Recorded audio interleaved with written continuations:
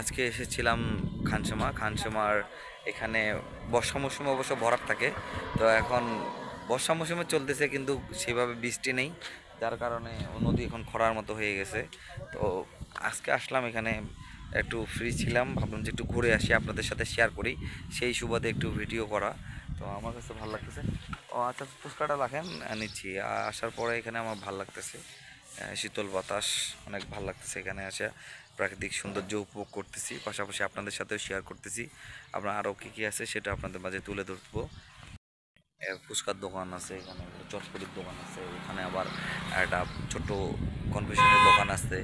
আবার এখানে এখন ভালো রেস্টুরেন্ট হয়নি, হবে। আবার ওইদিকে খানসিমারে দিচ্ছে, অনেক উন্নয়ন হয়েছে আর কি খানসিমার মধ্যে, সেটা আপনাদের মাঝে তুলে ধরার চেষ্টা করতেছি। দেখেন আপনাদের আরও কী কী আছে, এগুলোর কথা বলতেছি আপনাদের সাথে।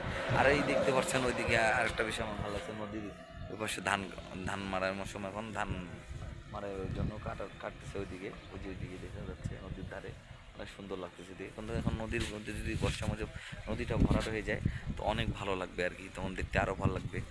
এটাই, নদীতে এখন কোনো পানি নেই, একদম শূন্য। এই মাঝখান দিয়ে একটু শুধু পানি আছে, যেখানে গভীরতা একটু, সেখানে। আর ওর পাশ দিয়ে অবশ্য মানুষ, কৃষক বাইরে ধান চাষ করছিল। এই যে পাখিগুলো উড়ে যাচ্ছে, ন্যাচারাল অনেক দৃশ্য, আকাশে মেঘলা আকাশ, অনেক ভালো লাগতেছে খানসামার এই জায়গাটায়। এই দিয়ে দেখতে পাচ্ছেন এটা বীরগঞ্জ যাওয়া রোড, অসাধারণ মুহূর্ত, ভালো লাগতেছিল সেখানে। বাতাসও ছিল, মানে শরীর ঠান্ডা করার জন্য খুবই ভালো লাগতেছিল এখানে। গরমের মধ্যে একটু স্বস্তি পাচ্ছিলাম আর কি। আর কিছু কিছু মানুষ এখানে বসে অনেক আড্ডা দিচ্ছিল। এখন এইটা নতুন করে করছে, এখানে বসার জন্য একটু জায়গা করে দিতেছে।